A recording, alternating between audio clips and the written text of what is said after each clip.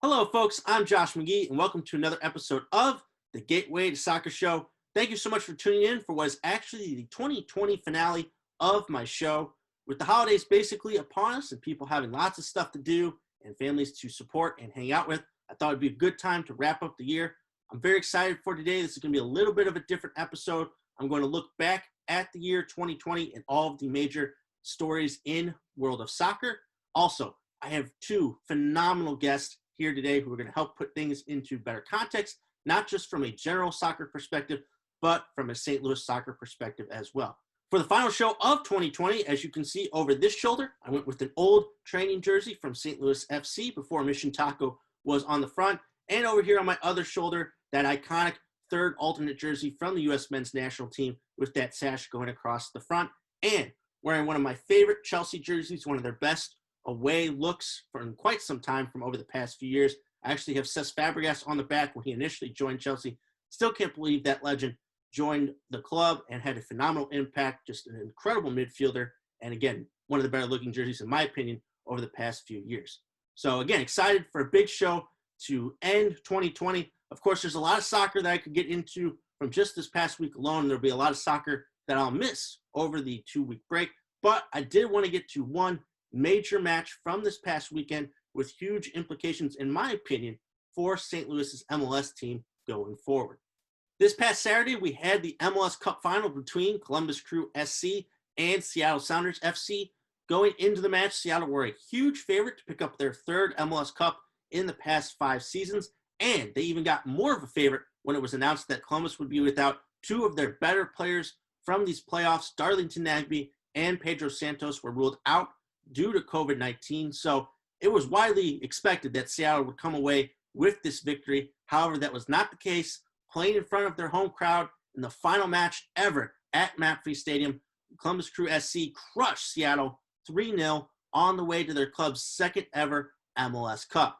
Lucas Zelarayan was named MVP of the match after he scored 2 of those 3 goals and assisted on the third. It was a back and forth affair for the first 20 minutes. There were chances on both sides, but then Columbus hit Seattle for a quick 2 goals in 6 minutes to take a 2-0 advantage into halftime. They were just decimating Seattle on the outside. That's where most of their offense was coming from. Eventually, they would be able to work it into the box where one of those guys, Zelarayan or ATM Jr., was able to put it into the back of the net. Seattle brought on substitutions. They upped their tempo. They changed things a little bit. They just weren't really able to break Columbus down and to get that final product on goal. And eventually, Columbus would score in the 82nd minute to take the 3-0 victory and again win their second ever MLS Cup in franchise history.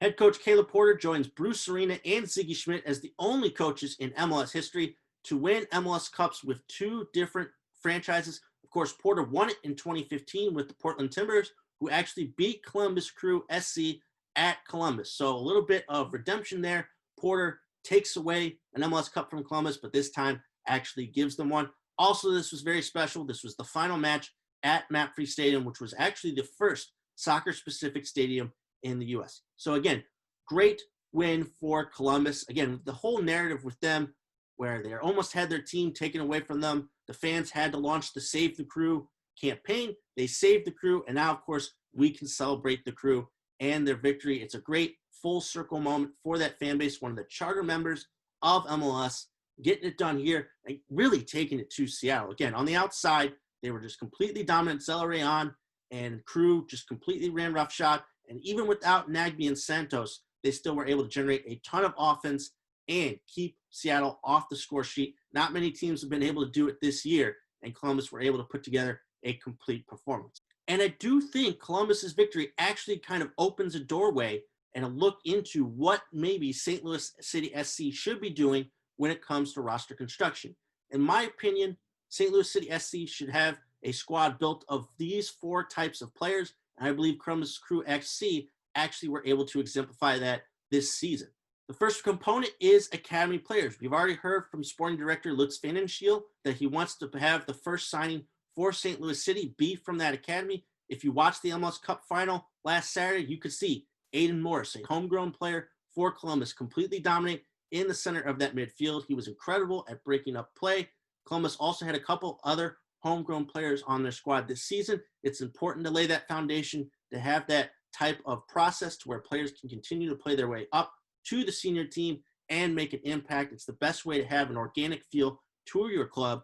Columbus had obviously paid off them, and hopefully St. Louis City keep their word, and they'll be able to build a firm foundation through their academy. The second component is local players, or players who grew up here in St. Louis. If you watch Columbus Crew, either by accident or on purpose, they had a lot of guys on that squad from the state of Ohio, of course, the biggest one being Darlington Nagbe. They also had a couple guys specifically from Columbus. With St. Louis and the huge soccer culture that we've already established here, it would be a shame if we weren't able to get a couple of guys from St. Louis who know all about what it means to play here. It's an easy way to get fans to buy into the club if they know they're supporting their own, and will just create a tremendous amount of energy for when that new club comes in 2023. The third component is MLS veterans. I believe that group had a lot to do with the success of Nashville and Miami in their first season. You think about just with Nashville, Walker Zimmerman being named MLS Defender of the Year, Dax McCarty, a longtime veteran of this league, able to help them to 2 playoff victories. And of course, looking at Columbus, Darlington Nagbe, Jossie Zardes, Derek Etienne Jr. all started in this MLS Cup final and had a huge role in the buildup in the previous playoff matches. You're going to need guys who have been in this league, who know about the grind, who know about the teams that they'll be going up against, and who will just have that savvy and that experience they'll be able to pass on to international players, to younger players who haven't yet played in that league.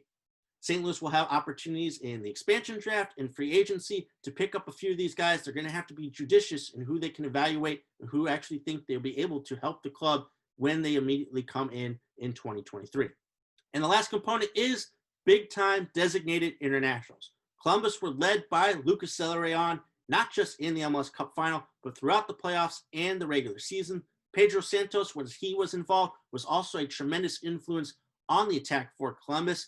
St. Louis is going to have to hit on their designated player spots. This does not mean having to bring in big stars and big names. No, it needs to be about bringing in players who are in their prime, who can really take it to the rest of the teams in this league and get them off to a flying start. We saw with Atlanta United when they brought in Joseph Martinez and Miguel Almarion, and they were able to win a cup within their first few years of existence. We saw with Nashville, some of the guys that they brought in weren't as high profile, and still they were able to have a tremendous season. And then, of course, with Columbus, Zelarayan and Pedro Santos. St. Louis is going to have to do a really good job here of scouting and talent evaluation to bring in guys that aren't just big names, but who can really contribute in a major way.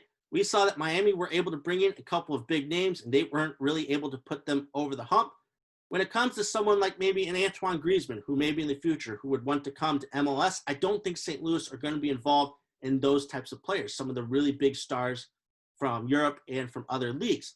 But in terms of identifying guys internationally who could really help and who can be successful in MLS, there will be plenty of opportunities for St. Louis to find those types of players. Those 4 components, academy players, local players, MLS veterans, and big-time designated internationals are going to be what helps St. Louis become a successful MLS franchise within their first few seasons. And I think Columbus Crew did a great job of exemplifying those qualities, and look where they are, the top of the MLS. So congrats to Columbus Crew. Again, charter member of the MLS, second ever MLS Cup. Crew have been saved, and now we can celebrate the Crew. So congrats to them, congrats to that fan base, and I hope that St. Louis City SC will be able to emulate some of the qualities that they showed throughout these playoffs when it comes time for them to take the pitch in 2023. So again, since this is the last show of 2020, I want to look back at some of the major soccer stories of the year. Obviously, I'm not going to get to every one. There are things that I've forgotten or just haven't really come to my mind during this initial list. I would love to hear from you guys if I missed something, or if you would put something in your own top 10, what those options would be.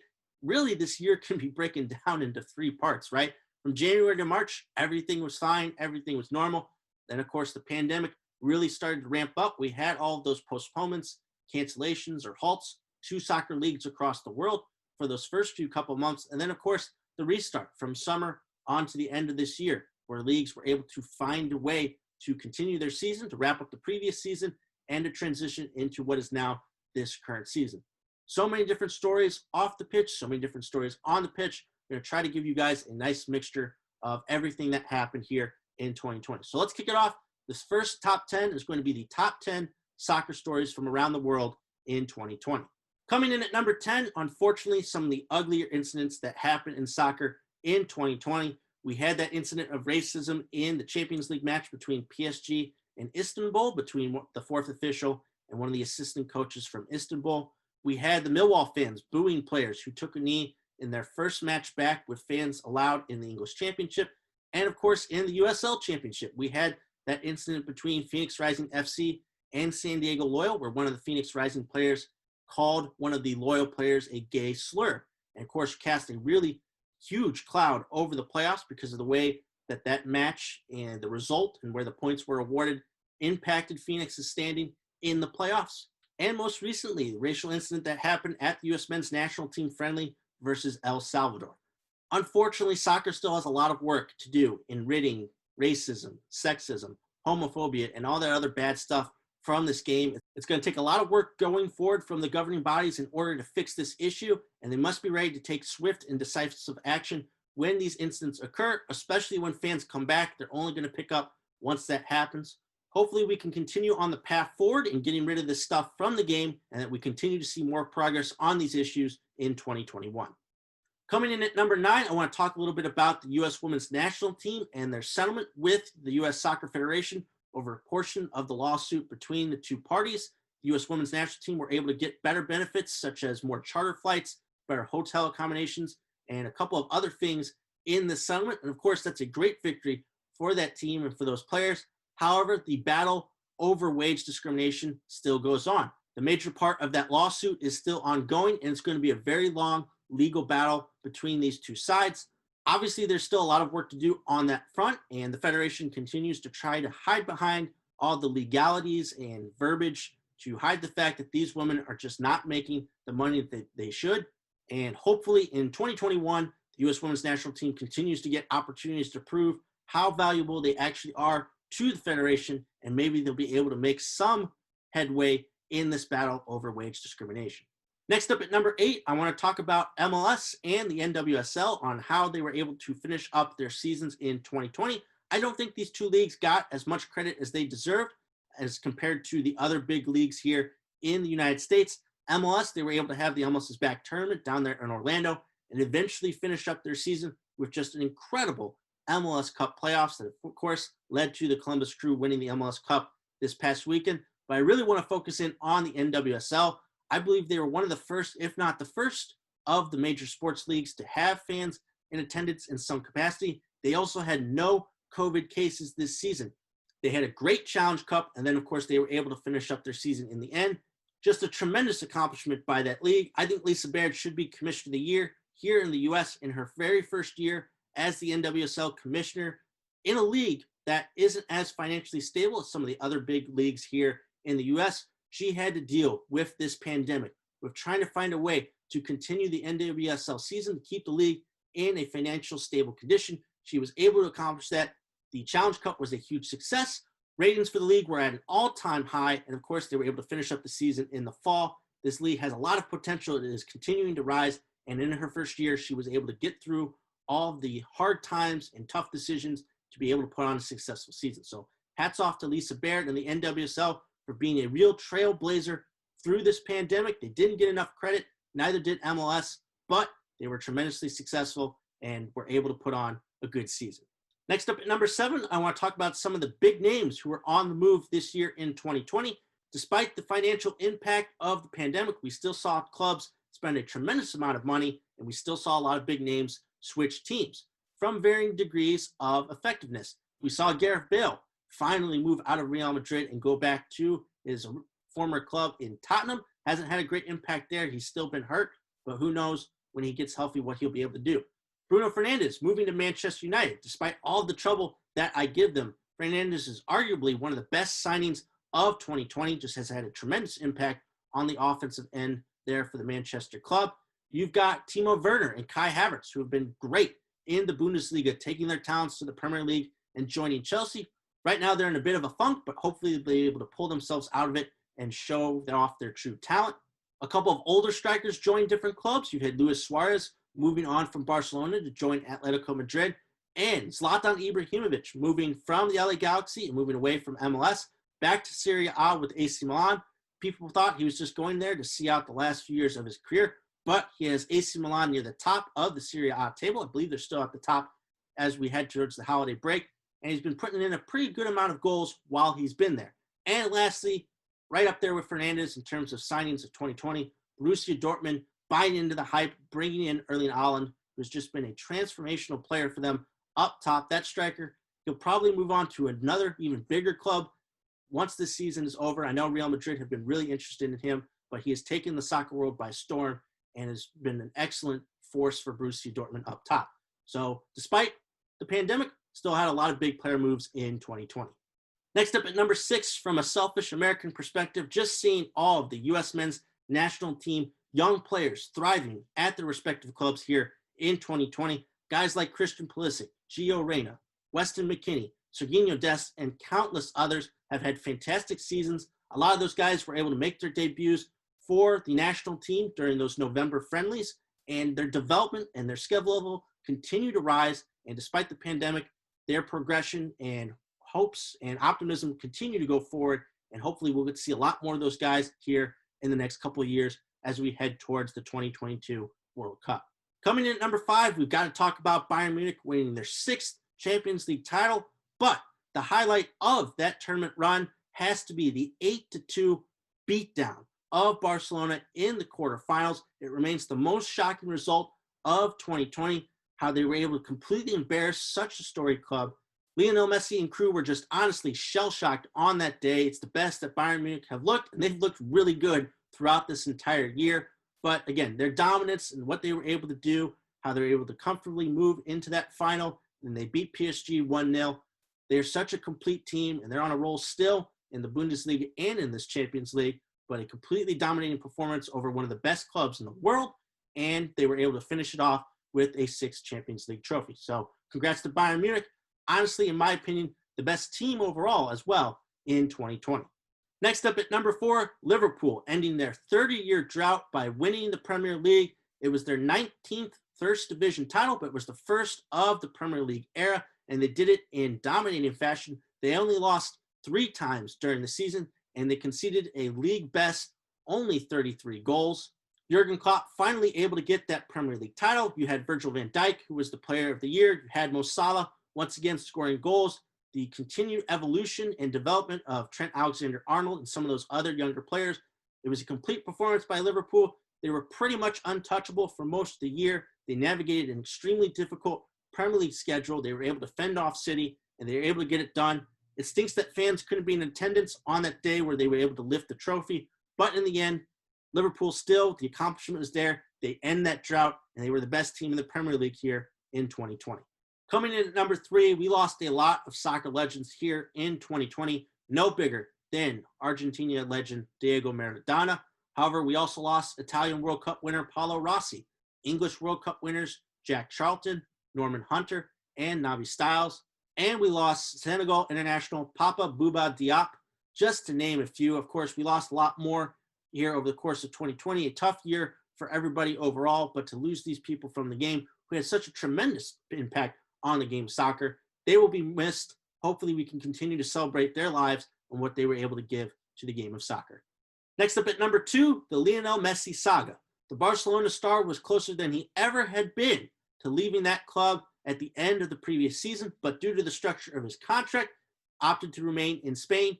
However, with the disappointment from last season and their current struggles right now in La Liga and potentially in the Champions League, are we seeing the last of Lionel Messi at Barcelona? Of course, we had the huge problem with his father, his manager, the contract situation, all that during the past few months before this current season. But this is a story we will have to watch out for in 2021. How Barcelona finished the year in the Champions League, if they can somehow fight back in La Liga, how they finish will really impact what Messi does.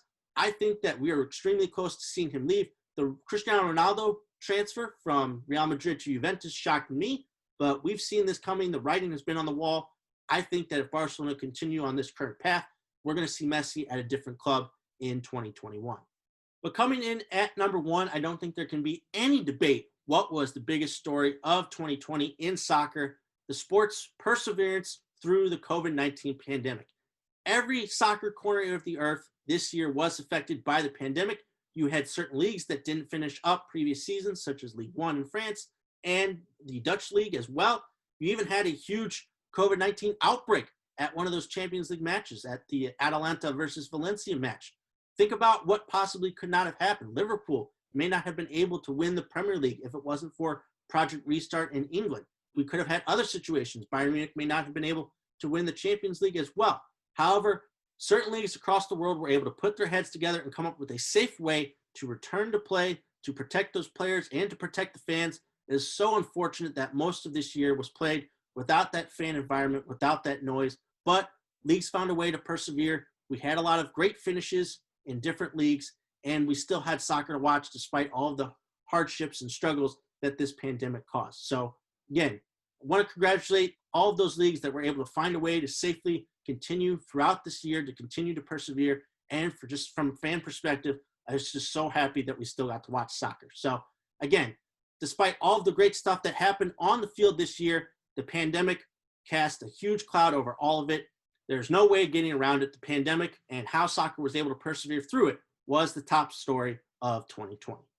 So those were the top 10 news stories from the world of soccer in 2020. Now I want to get to specifically the top 10 soccer stories from St. Louis in 2020. And starting off here at number 10, I want to talk about the 2020 St. Louis Soccer Hall of Fame class. They didn't have an official ceremony to honor that group this year, but still, it was a really great group of former players, coaches, etc., who've had a tremendous impact on St. Louis soccer. You had guys who were very topical additions, such as Brad Davis and Steve Trishew, and you had guys such as Tom Cahill, Al Fink, and others who have been legends of the St. Louis soccer culture and community. And it was a long time coming for some of these people to finally get inducted into the Hall of Fame. So still, while there wasn't a ceremony, we still had a chance to get to honor this class, and hopefully going forward, we will continue to honor the soccer culture here in St. Louis. Next up at number 9, speaking of Brad Davis, the U.S. men's national team player and MLS All-Star, returned home to the youth club he developed under to lead the St. Louis Scott Gallagher boys division as its club director. A huge hire by Scott Gallagher to get someone with that much experience, to get someone who is one of their own, and someone who could be doing almost any other job here in the country when it comes to soccer, but he chooses to come back here to continue to help out in the St. Louis community and to be just a huge presence and someone that players can instantly buy into, considering all of that experience that he's had on the playing side. So great hire again to bring in Brad Davis. Excited to see what he can help do over there at St. Louis Scott Gallagher. Coming in at number 8, this was a good year for St. Louisans abroad in world soccer. You had Tim Ream help lead Fulham to another successful promotion to the English Premier League. You had Josh Sargent, who was able to help keep Werder Bremen up in the German Bundesliga and has them near mid-table right now in this current season. And Vedad Ibisevic helped lead Hertha Berlin to a 10th place finish last season and currently has made the move up to Schalke. St. Louisans continue to have a huge impact on their clubs around the world.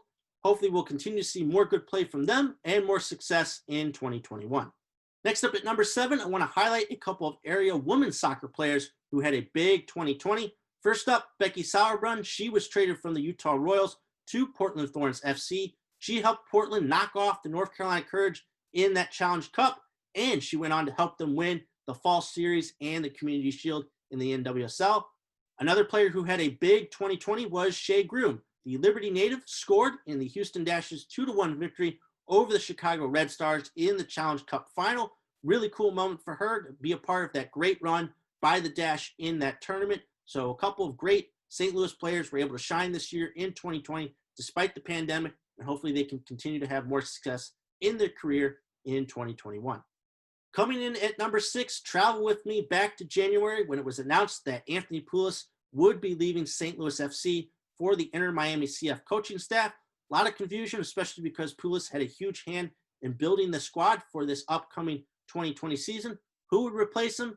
In comes Steve Trishew, who was originally brought in to be a part of the club's academy system. Little did we know how successful Steve Trishew would actually be. Of course, you think about it, that huge opening victory versus Miami FC with fans in attendance in March, but he was able to help lead St. Louis FC through the pandemic and have a lot of success here in 2020. A lot of confusion at that time, but it ended up being a blessing in disguise for St. Louis FC where they were able to bring in Steve Trishew. Next up at number 5, this was a great year for native St. Louisans in Major League Soccer. Let's start with striker Will Bruin, who was able to come back through multiple injuries to help Seattle to the MLS Cup final, including scoring the first goal in that tremendous comeback in the semifinal versus Minnesota United FC. You had goalkeeper Joe Willis, who was a nominee for MLS Goalkeeper of the Year after helping Nashville SC to the playoffs in their inaugural season. He was a part of those two big victories versus Miami and versus Toronto, had a huge shutout streak going before it was ended by the eventual champions Columbus. You had a guy like Tom Barlow, who had a very good season with the New York Red Bulls, was able to score at least a couple goals, if not, I think it was 3 goals on the year to continue his development. And also, you had the number 2 overall pick in this past year's Super Draft, Jack Mayer, make his debut for Nashville SC, able to get some minutes after the USL Championship season finished up. He was out on loan during that time, but still, tremendous accomplishment where he was able to get some minutes and able to make his debut. That's just to name a few of the guys who were able to have big season in MLS from St. Louis. Obviously, a couple of more players who were able to have some success this year. Hopefully, we can continue to see more guys from the area have success in Major League Soccer going forward. Coming in at number 4, St. Louis City SC hiring Lutz Pfannenstiel as their sporting director. He probably remains the biggest hiring in the front office for City so far, at least especially from an on-the-field perspective. He's going to be tasked with building up the club's academy as well as the senior team.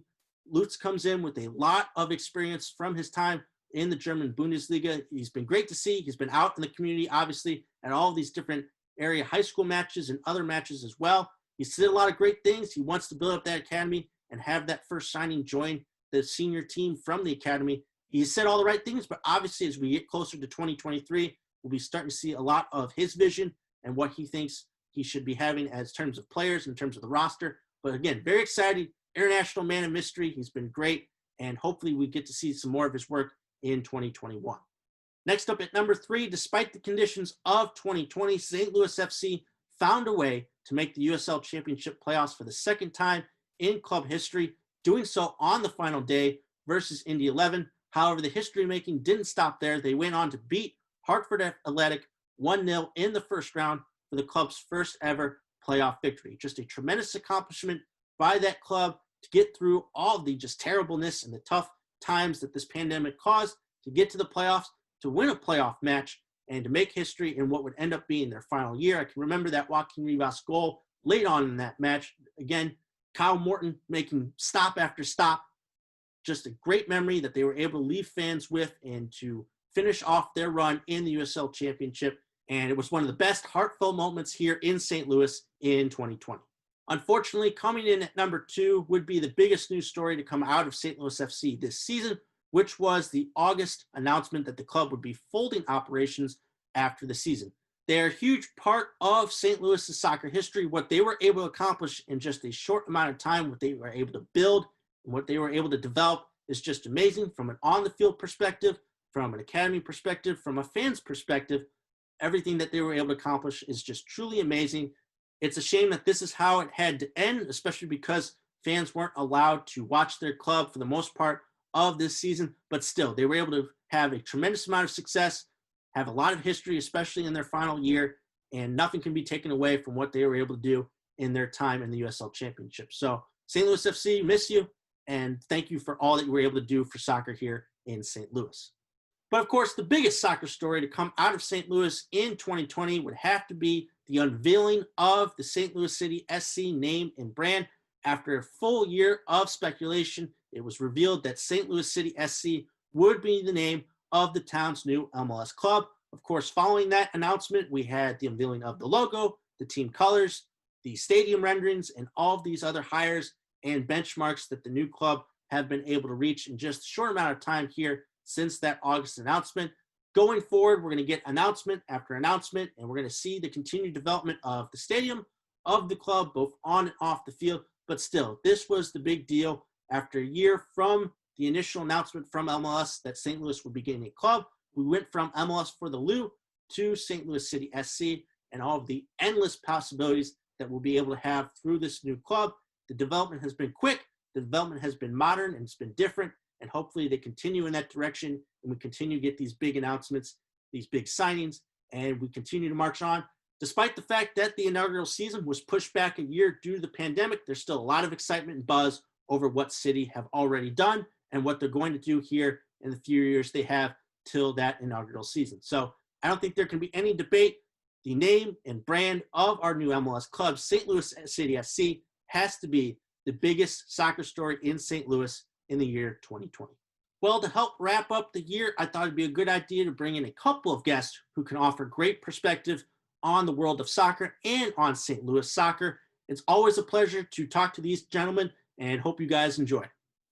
Well, for my first guest today, I'm honored to be joined by someone who has had nearly a 50-year career as a broadcaster and a sideline reporter, someone who has covered every World Cup since 1970 in some capacity and has been a huge part of the soccer culture here in St. Louis. Mr. Soccer himself, Bill McDermott. Bill, good to be talking with you again. Yeah, likewise, Josh. How are you? I've been doing good, man. We haven't seen each other for a couple of months since the end of the St. Louis FC season, so I wanted to catch back up and talk with you, especially since we're coming up on the end of the year, the crazy year that has been 2020 with all of what has been going on, not just in soccer, but around the world. But of course, you know, we're a couple soccer guys, and we got to talk about that from that perspective. So I want to start off by taking a real broad look at things, with it being the end of the year in 2020 and all that happened. While there's been so much great stuff on the field, so many great finishes to each of the different seasons, of course, the cloud hanging over everything has been the COVID-19 pandemic and how it was able to stop basically every season. Some seasons never picked up. Some seasons finished in wildly different fashions and basically had a hand in everything that would happen in 2020. I want to ask you, as a soccer historian, how this year stacks up. Can you even possibly put it into context with the rest of soccer history and how it's going to have a lasting impact for years to come? Well, you know what, Josh? From the very outset here, no, I don't really think you can put it in a proper context because it is so unusual. As you just pointed out, some of the more prominent leagues around the world did not even participate this year. However, some of the most prominent leagues did indeed participate. Some did with very little, if any, people in the stands. Some did it, majority did it with no one in the stands. But nevertheless, we still did have internationally some form of international football, international soccer. We had World Cup qualifiers from around the world, the United States men's national team, when you thought they weren't going to have an opportunity to do just that, and that is play international friendlies. They ended up doing that. And I think that's a good sign because Greg Berhalter, one of the most difficult assignments I think he's going to have is picking a team for the United States national team. And how many times in the past have we been able to say that? There's always been a surplus of very good players, but this year, leading up to the World Cup in 2022, there is a group of exceedingly good young players. And as we've seen before in past World Cups, this is indeed a young man's game. We've seen it all over the world. As a follow-up to your question, seen it all over the world, Josh, with various leagues, past World Cup winners, Kylian Mbappe in particular, when France won the World Cup in 2018, and Russia, a 19-year-old in the first 11 and being a very predominant player in a World Cup final. Obviously, Pelé did it in 1958 when he was extremely young as well. However, it just doesn't happen that often. However, it seems like it is happening more often and on a regular basis. This is really becoming a young man's game. So many players, literally from around the world, growing up in their various and assorted youth academies, now playing for the full national teams. And as you asked, as we look at things overall, internationally, at least we had a chance to watch some of those games, some of that type of competition, not just the World Cup qualifiers, but also the Champions League, which just picked its round of 16 for Monday. So on the competition goes, on it continues. What is going to happen in 2021, I can't even begin to remotely hazard a guess, Josh, simply because this entire situation, the entire scenario is so absolutely fluid. I don't think that anyone can really competently know or say what's going to happen.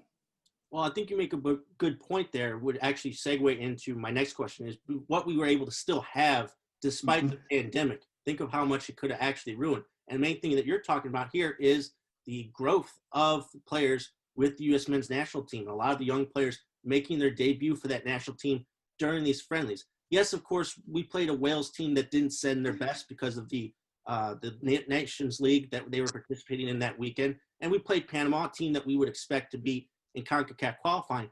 But, Bill, in terms of these young players this year, I know and remember when a Weston McKennie transferred to Juventus and a Serginho Dest transferred to Barcelona. I thought, well, that's great. Are they going to actually get an opportunity to play? Are they going to get an opportunity to grow? And they've done that in spades. And we've seen a record number of players make it onto Champions League rosters and start in Champions League matches this year. Is it appropriate to be as optimistic as I am about the future of the U.S. men's national team? Josh, positively. And just think of what you just said. Just think. Players like Weston McKennie, Gio Reyna, Tyler Adams, John Brooks, Serginho Dest. Serginho Dest is in the first 11 for Barcelona. What? Now, in years past, in decades past, to follow up another point you made, some players from the United States did indeed go overseas to play, and some played for some prominent teams, but never teams like Barcelona and Juventus. And that is exactly the point that Mike Sorber, a native St. Louisan and now the assistant coach for Bob Bradley at LAFC, that is one of the exact points he has always made over the years. And that is, you'll know the youth of American soccer has indeed arrived on the national/international stage when youthful players are starting for big clubs around the world. Christian Pulisic for Chelsea, obviously. Dest, we talked about him with Barcelona. McKennie with Juventus. But players literally all over the world. John Brooks is playing for Wolfsburg. Anthony Robinson is for Fulham. Gio Reyna for Borussia Dortmund. And these players are in those respective sides' first 11, which means they're some of the better players in the world, which means, yes, I think you should certainly be optimistic about the upcoming years for the United States men's national team. Greg Berhalter, the coach, who did so well with his own glory year team, if you will, in 2002. I think that was one of the better United States men's national teams, led by Greg Berhalter, Claudio Reyna, does that sound familiar? And Brian McBride, John O'Brien, Landon Donovan, a youthful player at that particular time. But that was the so-called golden era of American soccer. Every country has that particular golden era. I think Belgium just passed theirs at the 2018 World Cup. But it's going to be a very difficult job to get that final 23 players for Greg Berhalter's national team. He has so many players from which to choose who are now playing on the international stage and playing consistently on the international stage. Well, it's a good problem to have now, because I can remember Positively. the time that was not the case with the U.S. men's national team, that we kind of had an idea of who would be on the team well in advance. But now, of course, as you said, Greg Berhalter will have a huge decision to make over the coming years, not just, for the World Cup end product, but with the qualifiers and everything else. I'll be looking forward to that as well. Bill, you brought up something that you wanted to talk about, and I found interesting that this year kind of created with the whole pandemic and everything. That had to do with the Ballon d'Or Dream Team that came out from a poll, I believe, French newspaper did put together this team. They did at least 3 different teams, I believe, but focusing on that first team and the people who were able to grab that honor. What did you think about some of those guys that were involved? A couple guys, obviously, who were very topical, some for very sad reasons, but others, again, it just kind of goes to show the history of soccer and what people think and who deserve to be in this team. But what did you think? Yeah. Well, as you pointed out, France football on a yearly basis awards the Ballon d'Or. This year they did not because of the pandemic. So their idea was to come up with a dream team featuring players from literally around the world from every decade imaginable. My final first 11 was pretty close to what was finally picked. But let's go over that first team, Josh, the first 11. The goalkeeper is a Russian, the only Russian on the team, Lev Yashin, who really got to have some notoriety and some visibility, at least to United States fans, in the 1966 movie Goal, which is a synopsis film of the World Cup. And FIFA does that on a yearly basis. And every year it gets a little bit better because they incorporate the culture of the respective country in which the World Cup is being held to go along with the competition. They line up in a 3-4-3 formation. Cafu is the right back. Cafu is the only player in the history of this sport, in the history of the World Cup, starting in 1930, to play in 3 World Cup finals consecutively. That's pretty astounding. And he did so 94, 98, and 2002. He was in the first 11 in 98 and 2002. He did not start in 1994 in the United States. Jorginho did it right back and played splendidly all tournament long, as did Leonardo at left back. He pulled a quad, so in stepped Cafu. That's the depth of the Brazilian team. You bring in Cafu off the bench. Center back, there wasn't hardly any question whatsoever about this. I thought from the very outset this would be a unanimous decision, and it pretty much was. Der Kaiser, der Spielführer, Franz Beckenbauer, who not only brought Germany to a World Cup title as a player, but also as a manager. So Franz Beckenbauer, who through the annals of Bayern Munich and Germany national teams does indeed stand out as royalty, absolute royalty in German soccer. The left back, Paolo Maldini, an Italian player who, not just as a left back, but also as a center back, has been a fabulous player for Italian soccer over the years, won a World Cup with them. The midfield, this was an impossible task to pick 4 players at midfield, given the numbers of outstanding players. So, of course, they go with 2 defensive midfielders. They had defensive midfielders and offensive midfielders. That's how they labeled it in this particular voting. The 2 defensive midfielders they picked were Xavi and Lothar Matthäus. To follow up from Beckenbauer, Lothar Matthäus, a 10 shirt, who not only played for Bayern Munich, but also came over and played in the States in Major League Soccer, but was a German national team star, tremendous player for Germany in the annals of German soccer. And Barcelona and their Halcyon era, they would not have had a Halcyon era, I don't think, if Xavi was not playing for them. But that triangle of Xavi, Iniesta, and Sergio Busquets, they did everything to make it so easy for Messi to be able to do the things that he did. The 2 attacking midfielders, how can you have any quarrel with this whatsoever if you follow the sport, if you've even heard one word about the sport? 2 10 shirts, Pelé for Brazil, Maradona for Argentina. Now, if you ask an Argentinian who's the best player ever in the world, he's going to respond Maradona. Ask a Brazilian the same question, he's going to say Pelé. Pelé wins World Cups in 58, 62, and 70. 70 still recognized as the best national team assembled. Maradona wins the World Cup in 1986 and pretty much single-handedly won that World Cup for Argentina in 1986. And all you have to do, Josh, is look lately at all the memorials and the parades around Buenos Aires to know not so much what he meant to them as a soccer player, of course, what he meant to them as a soccer player, but not just that, what he meant for the endearing nationalism for this country, that he did so on a daily basis, to the extent, Josh, that he's still revered more so in international circles of Argentinian soccer, more so than Lionel Messi, simply because he has won a World Cup. Which brings us to the top 3 front runners. I did indeed have these 3 players in my lineup. The 2 Ronaldos, the Portuguese Ronaldo, the Brazilian Ronaldo, and then, of course, Lionel Messi. The two players of the modern era, Cristiano Ronaldo and Lionel Messi. And isn't it astounding that between the 2 of them, Messi with 6, Cristiano Ronaldo with 5 Ballon d'Ors, absolutely astounding. And in this current atmosphere of international soccer, they continue to be, for 10, 12, 15, 16 years, 2 of the best players ever. And judging by this international first 11, they have been deemed two of the all-time best 11, and you could have no argument whatsoever.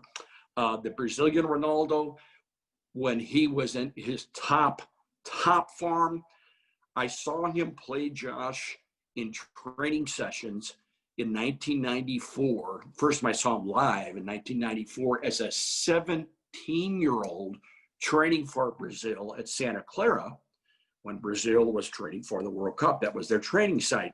You never in your soccer watching days life have seen a player like this. And he was 17 and did not play a minute.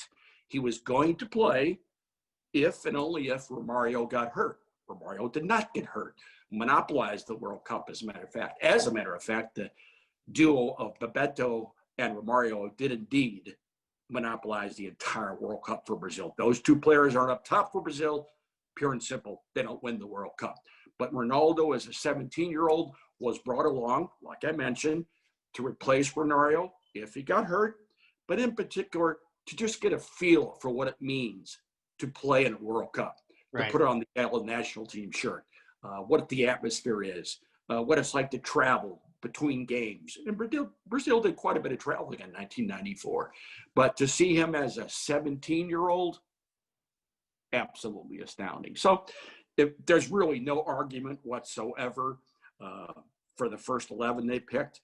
The only thing you can talk about is, look who's not in the first 11. Zinedine Zidane, Johan Cruyff, Michel Platini, Bobby Charlton, Alfredo Di Stefano. You ask many old Real Madrid fans from decades past when they started their run winning the European Cup, now the Champions League, who was the best player ever. They say without hesitation of the trio of Puskás, Hento, and Di Stefano. Di Stefano was clearly the best player in the world. Agreed. It was really cool to see a mixture of, older generations, players for the 2000, the turn of the century, but also, again, like you talked about, Messi and Ronaldo, there really is no argument between soccer historians about these two guys. Even though they're playing in the modern age, they are revered as two of the best of all time. And to see Xavi also included in this team was really cool, because arguably that Barcelona team, in terms of what they were able to accomplish during their time, was arguably still the best team of this current century, or what they were able to accomplish. So it was a nice ode to current, generations, and also past, of course, with all the legends of the game. Yeah, and Josh, as a follow-up to what you just said, it just goes to show you the absolute skill level and pedigree of Messi and Ronaldo, who are still playing right now. Usually you see on a dream team players who are all from a past era. But these are two modern players who are playing right now. You can watch them on television. You can watch them most recently last week when Juventus defeated Barcelona, may I add, in convincing fashion. And how fortunate are we, not only to be able to watch soccer on a regular basis now, as opposed to decades past, but to be able to watch players like Messi and Ronaldo on a real consistent basis. And they're still the best. That's the crazy thing. Yes. Bill, while I got you here, you are Mr. Soccer of St. Louis, so it would be remiss of me not to talk to you about the year of 2020, because it really was a tale of two teams here in St. Louis. And I want to start off with St. Louis FC, who you obviously got a real up-and-close look at as one of the broadcasters for the club. And, of course, they wrapped up things. They folded this season after a truly, historic year where they had a lot of great wins. They made the playoffs. They won their first ever playoff match. In terms of now that they're over with, in terms of the history of St. Louis professional soccer, where do their accomplishments stack up, what they were able to do during their time? Well, I think, Josh, first and foremostly, I missed them already, going out to watch their training sessions on a regular basis and then watching what the respective coaches implemented in training sessions and games. But most importantly, I think, is they did a huge job in putting St. Louis soccer back on the national soccer map. Let's make no mistake about it. We've talked about this many times. The original soccer capital of the United States was St. Louis. It's probably not anymore. We don't know where that is now, Josh, simply because everybody plays. But the birthplace of the sport of soccer in our country, I thoroughly think, was St. Louis, Missouri, starting back in 1875. And that had dwindled a bit simply because you didn't have a real presence on the national stage, which for the last 5 years, St. Louis FC did. Here in front of me, Josh, I have the first 11 from the very last home game played. But you mentioned they won their first playoff game this year, getting into the playoffs. Nicely done in their last game in a truncated season. They only played 16 games. And the way they got into the playoffs was, well, next to impossible how that was going to happen. So many different things had to happen. But number one, it was a vehicle for St. Louis fans, the Luligans in particular, to get out and support their team. And that's what St. Louis FC was, with the combination of some local players, some American players, and some foreign players. And some of the players have caught on already with different clubs. I saw that Fanuel Tavita is going to stay in the league. And as the year progresses, as it gets closer to 2021, irrespective of what happens in 2021, some of these other players from St. Louis FC are going to be on some teams in the USL Championship and perhaps elsewhere. But they made their mark in the St. Louis soccer community, which was imperative. They had good crowds at the Worldwide Technology Soccer Park. And they did well in U.S. Open Cup competition. Don't ever lose sight of the fact that they did indeed beat some MLS teams, which, may I add, played their entire first 11s against St. Louis FC. Now, obviously, you get higher up in your level of expectation for a game like that. But nonetheless, not only did they do that, but in the process of getting up for that big game, for those big games against MLS teams, they won the game in the process. And in doing so, give much more viability and visibility to the sport in our community. Exactly. I think that in terms of their accomplishments historically, you mentioned the U.S. Open Cup run and, of course, the playoff success as well. But again, reestablishing professional soccer here in St. Louis, high-level professional soccer. And I think most people will admit how it will be one of the biggest catalysts to why we have an MLS club coming here in a couple of years. The success and exposure that they brought to the sport and to the city through their successes, and just building a really strong foundation and club in terms of what they were able to do with the academy that they were able to help set up. And again, going forward, I think that there'll be nothing but high praise. And when we look back in history and people say, hey, St. Louis FC, tell me about them. What were they able to accomplish? You'll be able to say a lot about what they were able to do. Yeah, and as a follow-up to that point, Josh, that's what St. Louis City Soccer Club is going to do with a presence in the academy. And Lutz Pfannenstiel said it best when he took over the job of doing just that, starting an academy system, along with countless of the different things he's going to do with players, is hopefully and ideally, he said, I would like for the team, when they start in March of 2023, to have at least 1, 2, or 3 players on that final roster from the city of St. Louis. The quality has always been there for St. Louis soccer players, as has the quantity. Both have been there. So that's what we're ideally looking forward to. Now, unfortunately, because of this pandemic, we started our conversation with things that are unusual. Well, one of the first things that happened was that the MLS team was supposed to start in March of 2022. Well, that has been pushed back a year now. And if you drive down Market Street, you can see it is clearly and blatantly obvious that a stadium is starting to take form. Exactly. I think that's what people are most excited about, Bill, when it comes to St. Louis City SC in 2021. Obviously, we're looking forward ahead to maybe a couple of on-the-field decisions. We've seen some of the front office filled out, but in terms of, soccer-related hires, we're still waiting on those. We have time. And obviously, if you're looking for a coach, we don't know who will be available in the coming years and who could really change things on that front. And obviously, I know this week the MLS had their expansion draft. In a couple of years, St. Louis will be participating in that. But obviously, we still have a ways to go. But with the stadium construction obviously being at the forefront, what are some of the other things you're hoping to look for in 2021 from St. Louis City SC? Well, the beginning of the academy process, they're continuing to make their presence felt in the St. Louis soccer community by the construction of the stadium, which is naive to think that it's just going to be a soccer stadium. Of course it is, but this is going to be an urban hub for 365 days a year. It's going to re-energize that part of downtown St. Louis.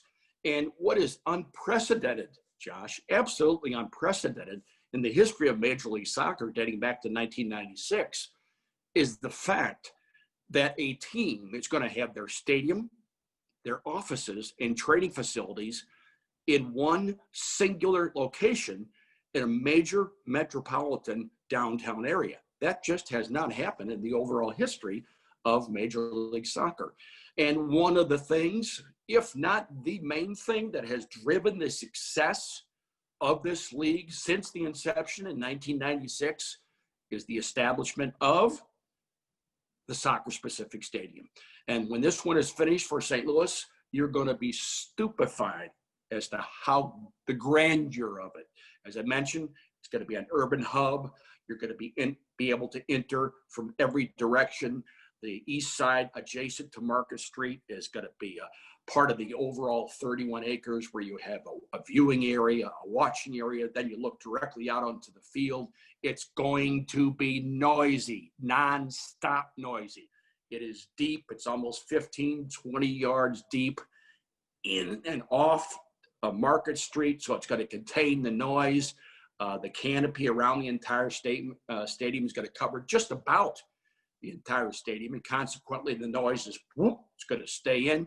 So it's going to be like an international atmosphere. It's going to hold 22,500 somewhere in that ballpark. First home game, ideally, and hopefully it's going to be March of 2023.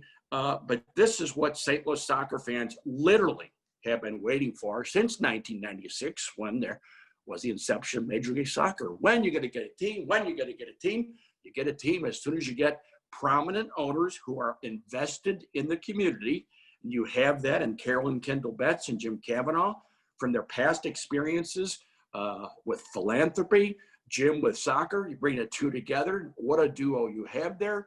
You had to have an existing stadium plan, which they did, and you had to have an existing soccer culture, which obviously has been here for decades, as I mentioned a moment ago, since 1875. So we're looking for A pluses all the way around here. And what Lutz Pfannenstiel has done, is going to continue to do, is bring St. Louis people together. It's going to be as all-inclusive as possible. And that's one of the main areas. Because if you look at rosters from any club around the world, they are literally players from all over the world on your entire roster. Exactly. I think, Bill, going forward, as much as this year has been difficult and we had to really push through it and grind through it, there was a lot of good things that happened this year, and there's even more optimism coming up here in 2021. So excited to see how all of that progresses. I know that you'll be a big part of it. Mr. Soccer himself, Bill McDermott, thank you so much for joining me on today's episode. Anytime, Josh. Let me know. I'll be glad to join you again. Well, for my second guest on the show today, I'm honored to be joined by someone who's provided Spanish play-by-play for St. Louis FC and St. Louis Ambush matches, one of the founding members of Leader Sports Media, Santiago Beltran. Santiago, thank you so much for joining me today. Hey, Josh. Thanks for having me. It's good to catch up with you, buddy, since we haven't seen each other since the final home match of St. Louis FC, the day that they beat Indy 11 to get into the playoffs. Of course, they went on to win their first playoff match versus Hartford. Very exciting. And, of course, then the run ended versus Louisville. And, of course, that's very disappointing because of the team folding after the season. It's been a month or two. Just wanted to ask you, have you had time enough to reflect on St. Louis FC, what they were able to accomplish, and, of course, your personal relationship with the club? Yeah, no, obviously it's sad that it ended for the club, but I'm glad they went out on a high note, making it to the postseason. Obviously, towards the end, needed some help in order to be able to make it to the postseason, but they made things happen and they got the result they needed against Indy. Then got their first ever postseason win with a goal in a stoppage time. So another great moment for the club. And they fought really hard in Louisville. They played a great game. Unfortunately, things didn't go our way. I think if that penalty kick early in the game had been scored, it would have been a different story.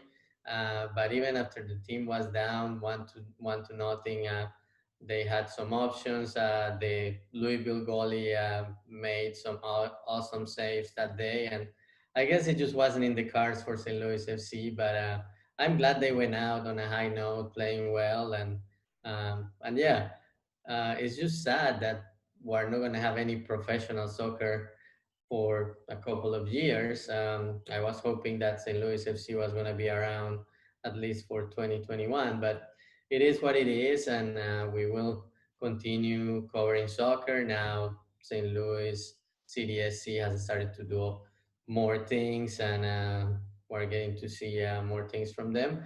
But yeah, it's just sad to not have St. Louis FC anymore. Like we covered them with Leader Sports Media for 2019 and 2020. I also did play-by-play, well, not play-by-play, but like color commentary in 2018 with another station. So it's just sad. It's just sad that the club shutting down, and some people that I build relationship with, obviously they're gonna have to find another job. So it's just sad for the staff, and also for the players, and for the coach. Some of them have been in the city for 2 to 3 years, so it's sad that now they have to find a new club. Yeah, it's very difficult. And like you talked about, the pandemic causing that 1 year addition and the delay to the MLS squad just makes it a little bit harder to have that gap in between. And of course, yeah, I think that the biggest thing for me has always been about the fans not really getting to attend the matches during what would have ended up being the final year. And that's obviously a tough pill to swallow. It's good that some of them got to go to Louisville to see that final match, but still, you would have liked to see everybody involved. Again, you've had some great calls over the years. There have been some wonderful moments just in the couple last seasons alone. But overall, I just wanted to know if there were one or two that really stood out to you, or moments that you had while calling matches for St. Louis FC that you particularly loved. Well, I enjoyed like every goal, but if I have to think of some that were really special, like all of them are special, but just thinking about like a couple of really nice goals, I go back to one from last year from Audie Jepson. I believe it was against Sporting KC, that it was an awesome goal. He shoot it from outside the box, and right when he shot it, I knew it was going in. It was a great goal. So that's one. And then another one will be the, the first goal against Indy, last match of the regular season this year, just because that put St. Louis into the postseason. So those are the two that for me like were very significant. But I enjoy calling every goal, and always like, although most of the time I say like the same thing. Sometimes something different comes out. It's not planned. So yeah, I enjoyed calling the games and calling the goals. Well, we're going to have to wait a couple years more for making more of those types of memories for when St. Louis City SC joins MLS officially and starts playing matches. There have been a lot of developments, obviously, since the name and brand were released. They've made a lot of hires in the front office. We have recently seen a lot of stadium news with the renderings and the construction. Of course, they made their first hire in esports, which I thought was really cool. So they're hitting a lot of different areas. I wanted to ask, what stood out to you right now? What are you mainly focused in the developments with City SC? Well, I'm really surprised by all the progress they have made with the stadium. They are 10 months into construction, and they have made great progress. And I also like the way they have kept fans and media involved, showing the progress. They also made some great moves this year, hiring an sporting director and some consultants that will be helping with the academy. So I'm looking forward to 2022 to see the academy playing, and hopefully some of those players will be in the opening roster. Like if you think about MLS, there have been like this year there were some really young players that were playing in the playoffs and making a difference. So hopefully St. Louis CDSC does a great job building the academy, and some of those players can be on the roster on 2023. But yeah, the main point for me is keeping an eye on what's going on with the academy, and making sure that that is built and starts as soon as possible. I'm looking forward to seeing them play. And we've seen obviously from this past weekend, the MLS Cup final, just how important that academy will come into play with some of the players who could be involved playing in those types of important matches. So I definitely think it's something to look out for. And like you said, they'll get a little bit of an early start before the first senior team comes into play. But we talked a little bit about it. You mentioned it, the gap year, the couple of years between St. Louis FC and now the official senior team debut season in 2023. There aren't a lot of options going on right now. And obviously the pandemic in terms of local soccer here in St. Louis has really interrupted a lot of things going on and made things a little bit more difficult. So I wanted to ask if you've thought about, in terms of bridging the gap to the new MLS side, what do you think City, or do you think maybe somebody else will have to step up in order to help ease that gap and help bring more fans into the St. Louis soccer scene? Well, the thing, like St. Louis soccer scene, like there are a lot of options. Obviously, due to the pandemic, we didn't get to see some of those this year, or the ones that we saw were only a few games. But you have the Atletico, you have St. Louis Maritza, you have the Lions, you have Fire and Ice, also the Lady Lions. So there are a lot of options. So between now and 2023, the fans will have those options.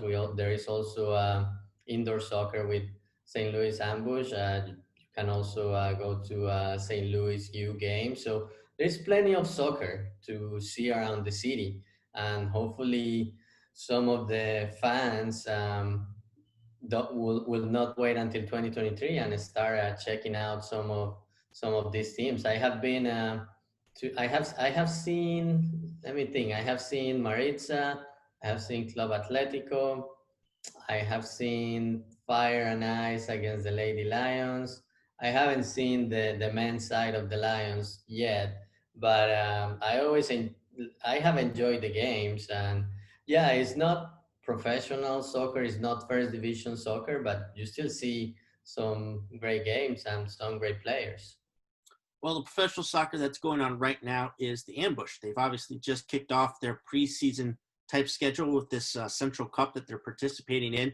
And we just saw that they released their January schedule for their regular season. I want to know, obviously, since you are broadcasting some of those matches, how they've looked so far in the preseason, and for fans interested in learning more about them, what should they expect in terms of guys on the roster, style of play, or anything like that with the Ambush for this upcoming season? Yeah, so as you said, right now they're playing in the Central Cup. Only one game so far. They lost 9-4 over the weekend, but I wouldn't take too much just from one game.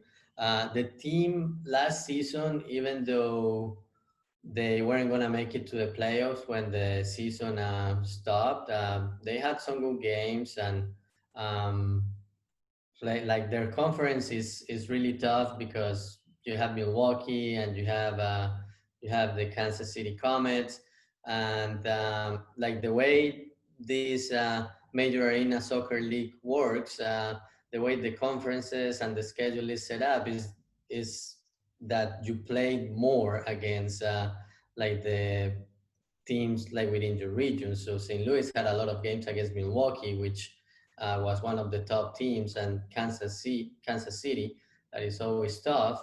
So the record was below 500, but most of the games they were in it. One thing I noticed in some of the games that lost, like the first half, great. They were close or winning, or the game was tied, but the third period sometimes was a problem, and from conversations we had with Everton, the coach, like he recognized that was a problem, and I'm sure he's working on that for this year. The team has a lot of returning players, so the base is there. Also made a couple of good hires. Max Ferdinand came from Milwaukee. It's a forward with a lot of experience, has scored a lot of goals in the league. So I think that's a great addition. They also hire a second goalkeeper, which also was a weakness last year, although Paulo is a great goalkeeper and he saved the team a lot of times last year on close games. Having a second option, a first level goalie, that's always good for a team to have two top goalies. So I think the team recognized that was a problem, and it's gonna have um, Brad Petrichik as the second goalie. So I think he may be splitting sometime with Paulo, or even if they don't do like a 50-50 split, we'll probably see Brad in more games. So again, they're the only team right now going on in St. Louis, or at least they're the highest level professional soccer. And again, the indoor scene, I can remember going to St. Louis Steamers games as a kid. The atmosphere there is electric. And of course, they put in the necessary COVID-19 protocols to make sure that fans are safe. So again, I would encourage fans to check that out, but obviously they can listen to you on the broadcast. I want to get you out of here on this. In terms of your guys' company with Leader Sports Media, what you've been able to do. It's not just about calling matches. It's providing great coverage. I know you guys have a blog that you write for. You guys provide some other different things on your website. But obviously with the pandemic, it's not just been hard on teams. It's been hard on media to cover different teams as well. So looking ahead to 2021, once the pandemic kind of wraps up, what are you guys hoping to get back out more to do, and some of the other additions and some new things that you might want to try? Yeah, no. So hopefully things get better by 2021. So obviously we will be starting with St. Louis Ambush.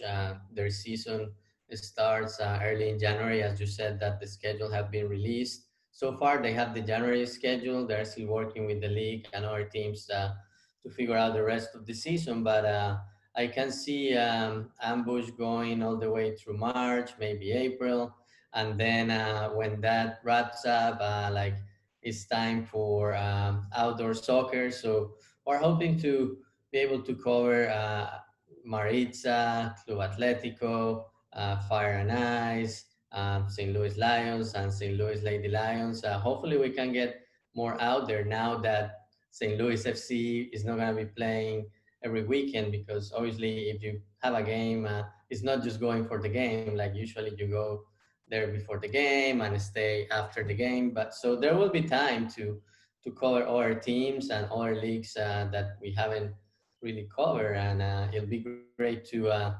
show the the St. Louis fans that there are other options, and also talk about those in Spanish that are that which is our specialty, and introduce all those teams to the Hispanic community will be great too. Well, you guys do great work, and you fill a need in the community and in soccer here in St. Louis in terms of the way that you guys cover the matches. Santiago, for people to want to learn more about Leader Sports Media, and of course to listen to your guys' broadcast, where can they find those options? Yeah, so we're on social media, Facebook, Twitter, and Instagram as Leader Sports Media, and also online www.leaderusa.media. It's our website. We have a lot of content in there, like we usually write about the games or about things going on with the sports in St. Louis. Like we have been putting out articles about CDSC with all the things they have done with the stadium and with all of the hirings they have done this year. So you can find all kinds of content in Spanish about St. Louis sports in our website. Awesome, man. Again, looking forward to the rest of the work that you can pump out for not just the end of this year, but going into 2021 with the ambush and everything else. And of course, once the pandemic wraps up, can't wait to see what you guys come up with. So, Santiago, thank you so much for joining me on today's episode. Thanks, Joss. Thanks for having me. Appreciate it. My thanks to Bill and Santiago for joining me on today's show. That'll do it for this episode of the Gateway to Soccer Show. Thank you so much for tuning in. As always, 2020 was a very difficult year, but we were able to make it through, and we can only go up. There's a lot of optimism to be had, not just around here in St. Louis, but in the game of soccer overall for what 2021 has to offer. I will be back next year with brand new episodes of the show. Until then, don't forget to like, comment, and subscribe to my YouTube channel. Again, hopefully everybody has a happy holidays, have a happy new year. I will see you all in 2021. Thanks again.